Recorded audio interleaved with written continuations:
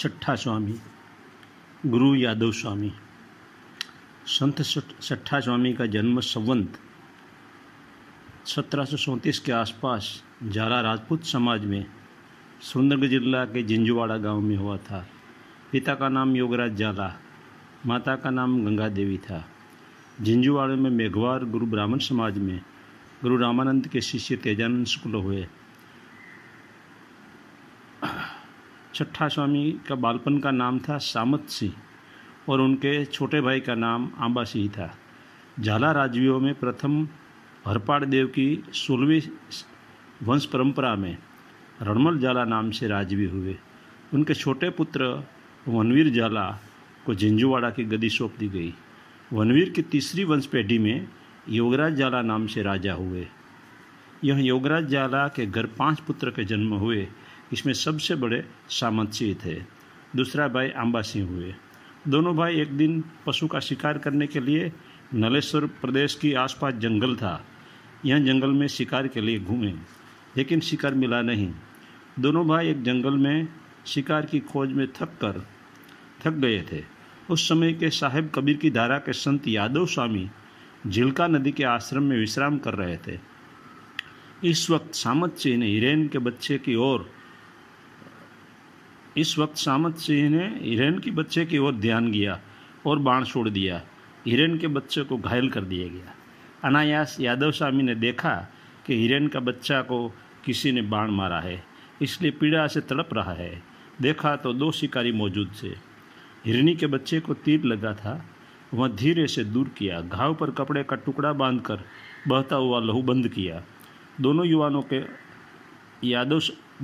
के पास यादव स्वामी गए और बड़े करुणा स्वर में बोले, यूं को शौक और जीभ के स्वाद खातिर निर्दोष पशु पक्षी की हत्या करना भयंकर पाप है। हमारी तरह ही उनको भी अपना जीवन प्यारा है। कुदरत सबको जीवन देते हैं, हम किसी प्राणी को जीवन नहीं दे सकते, इसलिए किसी जीव का देह छीन कर लेने का हमको कोई अधिकार नहीं। प्राणी मात्र की रक्षा करना मानव का धर्म है। हिंसा में भागीदार होना वो कुदरत का गुनहगार बनने जैसा है। संत यादव स्वामी के करुणा सभर शब्दों उन दोनों भाइयों पर इतनी असर हुई कि दोनों ने वहाँ बाण फेंक दिए और अपना परिचय संत को दिया। दोनों भाई पूर्व के भ्रष्ट योगी से राज खटपट और हिंसा छोड़कर यादव स्वामी के शिष्य होने के लिए तैयार हो गए। यादव स्वामी ने कहा, अपने माता पिता की आज्ञा लेकर आइए, इसके बाद तुम दोनों को मैं दीक्षा दूंगा। माता पिता ने दोनों भाइयों को साधु बनने से इनकार कर दिया। आखिर पिता ने इन दोनों भाइयों की भावना समझकर दीक्षा के लिए हाँ कह दी। दोनों भाइयों के यादव स्वामी ने दीक्षा दी। बड़े भाई सामत सिंह को नाम दिया षटप्रज्ञ स्वामी और आंबा सिंह को नाम दिया अमर चैतन्य। लोगों और साधुओं को यह दोनों साधुओं का नाम बोलने में दिक्कत हो रही थी, इसलिए इन दोनों भाइयों को आंबाजी छठा जी के नाम से बुलाने लगे।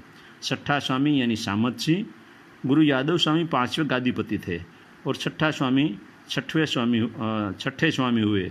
दोनों भाई जागृत हुए। अपने वतन के आश्रम को छोड़कर सुरेंद्रनगर जिला के दुधरेज में आश्रम बनाया। थोड़े समय के बाद गुरु यादव स्वामी ने देह त्याग कर दिया। दोनों भाइयों ने गुरु का भंडारा किया। वो यात्रा के लिए निकले। पिंडारा, द्वारका, बेट द्वारका, प्रभास पाटन, गिरनार, माधोपुर, घेड़ की यात्रा कर गोंडल में लोहलंगरी महाराज के साथ सत्संग हुआ। लोहलंगरी महाराज का मूल नाम जीवन सिंह राठौड़ था और वह भी जयपुर के राजकुंवर थे पूर्व में। संत लोहलंगरी बापू ने दोनों भाइयों को तिलक किया और माला देकर दास पदवी दी। छठा स्वामी ने लोहलंगरी बापू को भगवान चला दिया। गोंडल जिला राजकोट लोहलंगरी बापू की जगह में बोया हुआ वड़ के वृक्ष को दुधरेज से जल मंगवाकर उनका चिंतन किया और दुधरेज में वड़ का वृक्ष बोया गया था, वहाँ गोंडल से जल मंगवाकर उनका चिंतन किया गया। आज यह तीनों संतों की याद में गोंडल आश्रम और दुधरेज आश्रम का वड़ का वृक्ष मौजूद है। लोहलंगरी बापू भी गलता स्थान गुरु रामानंद की धारा के संत है। छठा स्वामी ने सबसे पहले दीक्षा पाटन उत्तर गुजरात के चाणस्मा के रहीश देसाई रबारी लाधा भगत को दी। तिलक और माला पहनाकर नाम दिया लब्धराम और दूसरे शिष्य वाराही कस के भाणा लोहाणा को दीक्षा दी, नाम दिया भाणदास। लब्धराम और भाणदास दोनों जागृत हुए। भानदास को प्यार से साधु और संत भाण साहब कहने लगे। भाण साहब के पीछे संतों की भाण फौज हुई, जिसमें खीम साहब, रवि साहब, त्रिकम साहब, लाल साहब, मोरार साहब, दास होथी जैसे अद्भुत संत हुए। इसके बाद छठा स्वामी के शिष्य चूली की चंपाबाई, बालवी की हीरबाई, जसोदाबाई और कंकावटी के रूढ़ाबाई शिष्य हुए। पट शिष्य लब्धराम को बेरखो यानी हाथ में पहनने की माला दी। आश्रम का वहीवट सौंपकर संबंध 19वीं सदी की शुरुआत में आम्बाजी और सठाजी ने जीवित समाधि ली। छोटे भाई आम्बाजी यानी अमर चैतन्य बड़े भाई की पड़साई की तरह जीवन भर रहे, उसने कोई शिष्य नहीं बनाया। आज दुधरेज का आश्रम रबारी समाज के हस्तक है। वड़वाला भगवान नाम से आश्रम जाना जाता है। सुरेंद्रनगर रेलवे स्टेशन से उत्तर दिशा में विशाल समाधि मंदिर दिखाई देता है। वहाँ भोजन आवास की सुंदर व्यवस्था है। पूज्य मोरारी बापू ने वहाँ रामकथा भी की थी।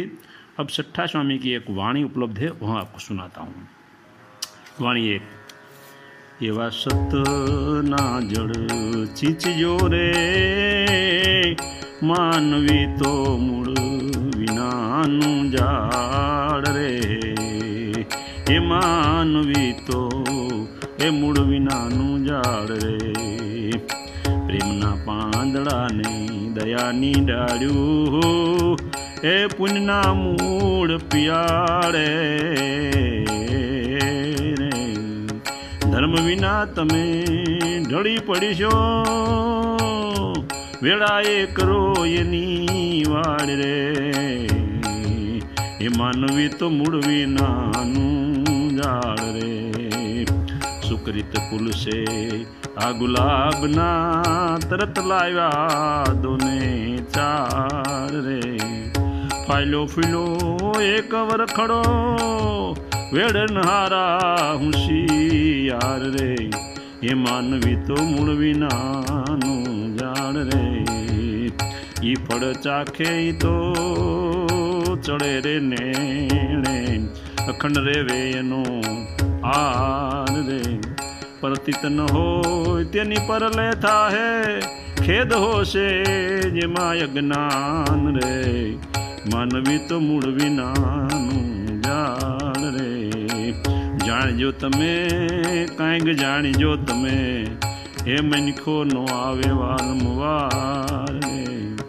છઠ્ઠા સ્વામી એમ જ બોલ્યા, સપના જેવો સંસાર રે, માનવી તો મૂળ વિનાનું ઝાડ રે, એને સતના જળ છીંચજો રે, માનવી તો મૂળ વિનાનું ઝાડ रे. अब एक वाणी भाण साहब की सुनाता हूँ, वाणी दो। ए जागो जग सपने का मेला, साध सिद्ध सब ही मन देखा, ए जागृत भया में अकेला,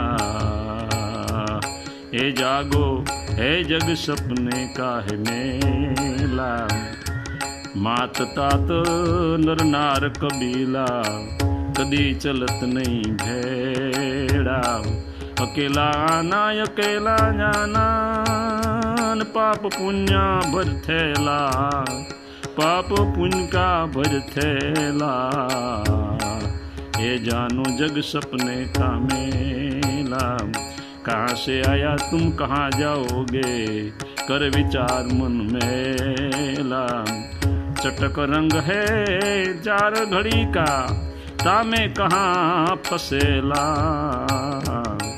जानो मत सपने जानो जग सपने का मेला, जीवन की खबर न पाई गए गुरु और चेला, एक ही नाम हरि का सच्चा, भाण कहे घर पेला,